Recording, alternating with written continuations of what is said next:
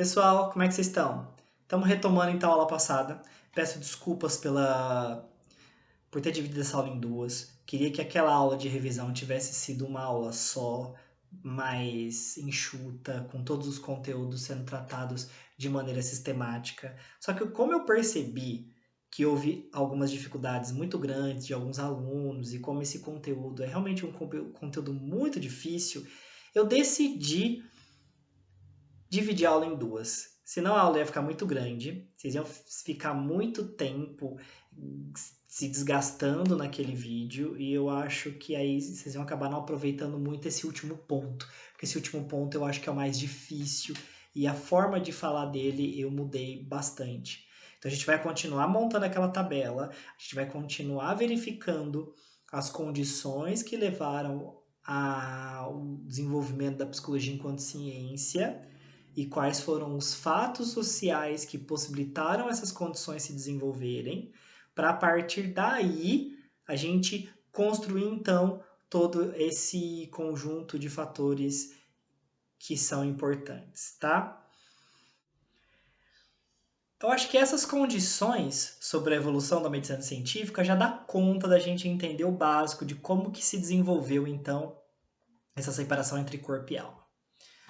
Qual é a terceira condição para o surgimento da psicologia científica? É a noção de indivíduo. Indivíduo. Ela ainda fica faltando a porcaria do acento e eu deleto errado. Indivíduo. O que significa a noção de indivíduo? O indivíduo, ele nada mais é do que uma unidade política, né? Seja essa unidade pessoal ou coletiva. O que é uma unidade política?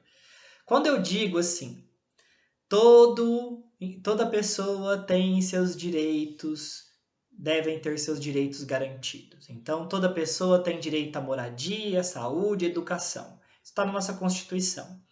Quem que é essa pessoa? Eu, você, cada um. Cada um tem um direito pessoal. Ou seja, nós somos politicamente indivíduos de direitos. Só que também nós somos indivíduos de deveres. Todo mundo tem que respeitar as leis penais, a gente não pode cometer crime, todo mundo tem que pagar imposto, todo mundo tem que respeitar determinadas regras da Constituição. Ou seja, sobre nós age uma série de poderes que regulam a nossa vida. Isso significa ser indivíduos. Agora, não precisa haver somente indivíduos pessoais.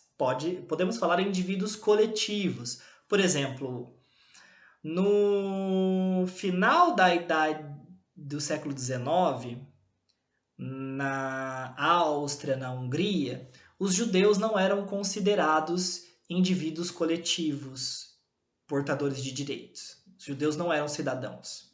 Os judeus eram uma população que não tinha direito a voto, não tinha direito a benefícios sociais, não tinha direito a nada naquela sociedade.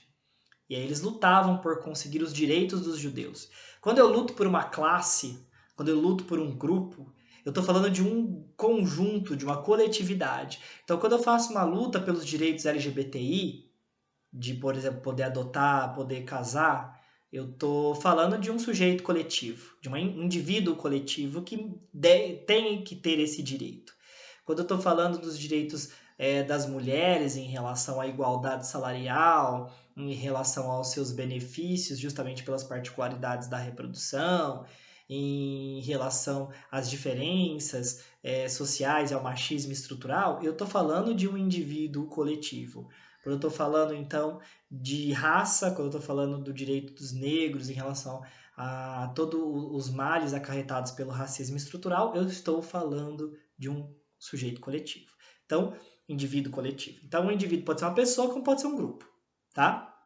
Essa unidade pessoal e coletiva, ela é um agente ou um... não é receptor, agora me fugiu a palavra. Ela é um agente ativo ou passivo de poder. Ou seja, esse indivíduo ele pode emanar um poder, como ele pode receber um poder. O que é o poder? Poder é justamente um jogo de forças. É um jogo de forças. Aonde um afeta o outro.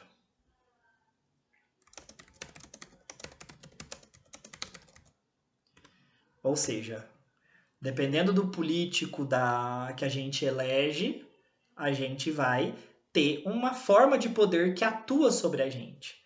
Todo presidente, todo partido que vai estar eleito vai exercer um poder.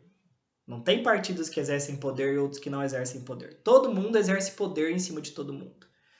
A forma é como que esse poder se organiza e se estrutura, criando então uma classe onde algumas pessoas elas são mais aquelas que são submetidas pelo poder e outras são as pessoas que são mais dominantes, são aquelas que mandam. Então essa estrutura hierárquica vai sempre existir. Agora, como que essa organização ela permite à sociedade manter um equilíbrio em que todo mundo de alguma maneira consegue manter o mínimo de seus direitos ou não, isso vai depender da organização social que a gente vive. Mas afetar o outro e ser afetado em uma relação de poder, todo mundo vai estar nessa malha, nessa estrutura, tá? Essa ideia de que existe um indivíduo, seja ele pessoal ou coletivo, que emana ou que recebe esses poderes, vai depender de uma configuração social específica, de acontecimentos sociais específicos que vão ser importantes aqui. Qual é o principal acontecimento aqui? É o surgimento do Estado moderno, que é o que a gente já falou ali em cima. Esse Estado moderno vai ter algumas características que vão ser importantes, né, que vão levar a esse desenvolvimento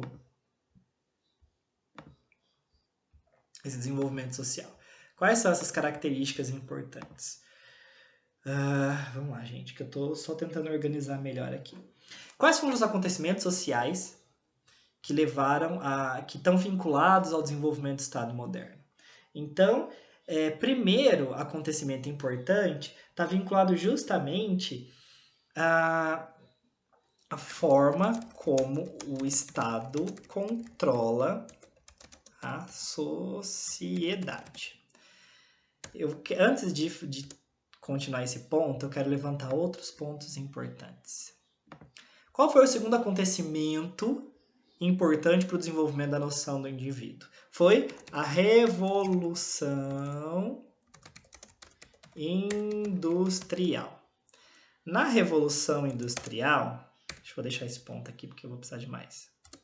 Na Revolução Industrial, o que acontece? Há uma mudança na forma como as pessoas vão se relacionar com o trabalho. O primeiro ponto importante é o quê? Com a Revolução Industrial, começou a surgir a necessidade de mão de obra qualificada.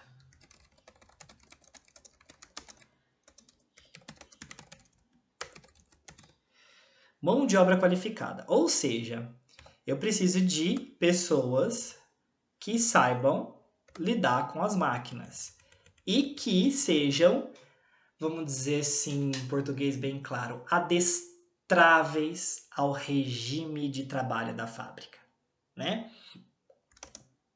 Disciplinadas. Por quê? Porque a fábrica, para manter a produtividade, precisa manter um regime de trabalho rígido, com produtividade alta, então as pessoas têm que ser bem organizadas, não podem ser dispersas. Tipo, eu vou preparar uma aula, sento aqui, olho para a aula, escrevo uma coisinha, depois vou lá, bebo uma água, olho pro céu, aí eu como um negócio, aí eu volto, aí 3 horas depois eu começo a fazer o que eu tinha pretendido fazer. Mentira, isso acontece de vez em quando, mas tá cada vez mais comum nessa vida de quarentena. É triste. Essa vida disciplinada não serve para a fábrica. Essa vida serve para quarentena, para gente que está aqui trabalhando de casa, que pode organizar os seus horários de uma maneira mais flexível, mas na fábrica não é assim. Então, eu preciso na fábrica de mão de obra qualificada, disciplinada. Eu preciso também... O que outro acontecimento importante foi o aumento da população, que leva à necessidade de maior controle social, né? Mais pessoas, cidades abarrotadas, grandes periferias, maior desigualdade social. Isso é receita para desordem social. Então, eu preciso de uma sociedade mais controlada. Então, a sociedade passa por uma mudança. Lembra que eu falei que na Idade Média e no começo da Idade Moderna, a sociedade ela tinha uma forma de controle social que era o seguinte: deixar viver, fazer morrer. Ou seja, as pessoas viviam como queriam, né? Não tinham um controle social da vida das pessoas. Porém, se essas pessoas fizessem algum crime, aí o Estado intervia, né, para punir o crime. No caso, geralmente, a morte, em crimes mais graves. Mas, com o aumento populacional, a necessidade de pessoas disciplinadas, muda o papel do Estado. Ele passa a ser um papel de fazer viver e deixar morrer. Ou seja, eu não estou mais controlando as pessoas que merecem ou não ficarem vivas na sociedade. O meu controle é sobre a vida, sobre as minúcias da vida do indivíduo. Começa então a ter preocupações sanitárias, em manter as cidades limpas, começa a ter preocupação com a saúde das pessoas, começa a ter preocupação com a disciplina, com a escolaridade das pessoas. Não porque eu tô querendo que todo mundo viva bem, mas porque eu tô querendo pessoas disciplinadas, ordeiras e capazes de trabalhar. É esse o pensamento da época.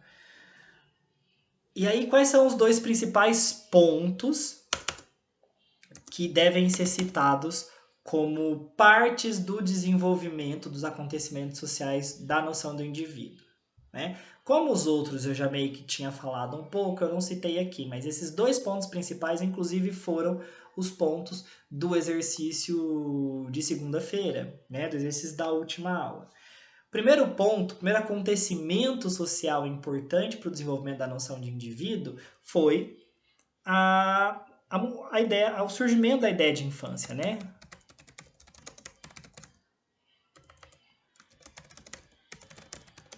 Como fase separada da vida adulta, inocente e que deveria ser educada pelo Estado.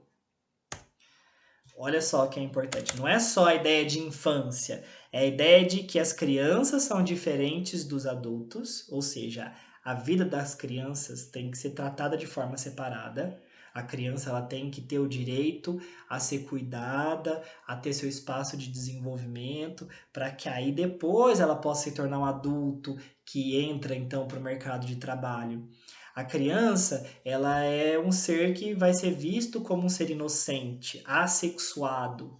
Ele não vai ter uma sexualidade igual à do adulto. E o que levou a essa assexualização da criança? Basicamente duas coisas. Uma que a gente já falou ali em cima, né? Que é a formação da família nuclear e a configuração da estrutura do lar, que vai estar justamente criando o espaço da criança diferente do espaço do adulto, o espaço do menino diferente do espaço da menina, e o controle sobre a sexualidade infantil, principalmente o excessivo controle que começa a surgir século XVIII e XIX da masturbação infantil, que começa a existir um controle muito intenso da atividade sexual infantil, e justamente para preservar essa noção de inocência da criança. E o segundo ponto é a ideia de loucura como saúde mental, como doença mental. Olha um ato falho. Na hora que vocês estudarem Freud, vocês vão entender o que significa um ato falho. O que eu estou chamando de... Por que eu estou falando da loucura como doença mental? Pra gente agora, a loucura como doença mental é uma coisa clara, óbvia.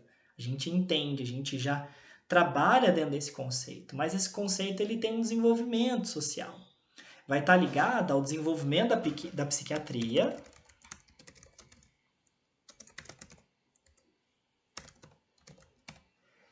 e da psicologia, posteriormente, tá? Quando Pinel começa a mudar as estruturas dos manicômios, né, da Salpêtrière, que é o grande manicômio francês, e separar os doentes em categorias e estudar o seu comportamento e tentar buscar o que é que causa o seu adoecimento, ele está racionalizando a loucura. Por que surgia a infância e a diferença e a concepção de loucura da doença mental é importante para a ideia de indivíduo? Por quê?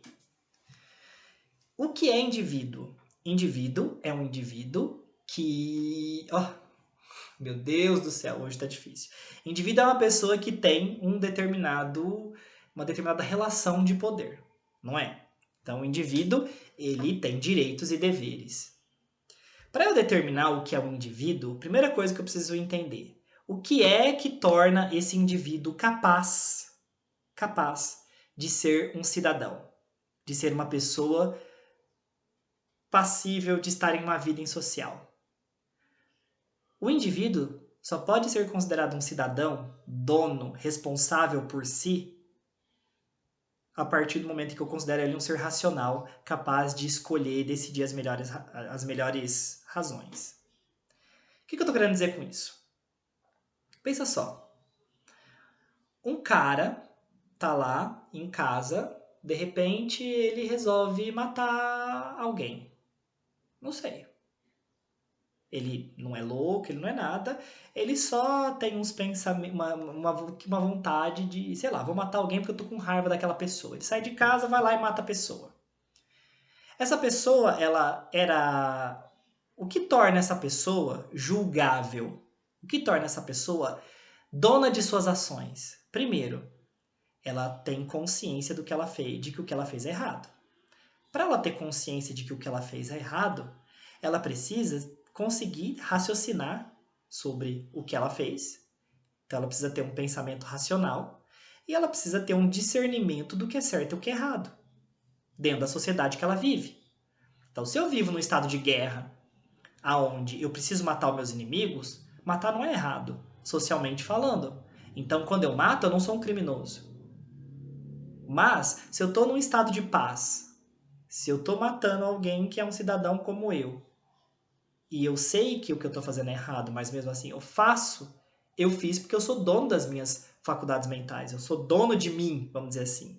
Eu sou responsável pelas minhas ações. E isso me torna um indivíduo que vai justamente ser ativo ou submisso a poderes. É só isso. Uma criança matou. Ah, mas essa criança tinha noção clara de que é errado? Aí começa uma discussão. Até quando uma criança é responsável pelos seus atos? Então, criar um período da infância onde o indivíduo não é responsável por si mesmo é importante para eu entender a partir de quando o indivíduo é responsável por si mesmo. Ah, por que o consenso varia entre 16 e 21? Tem um consenso social atualmente entre 16 e 21. Para poder votar, para poder dirigir, para poder beber.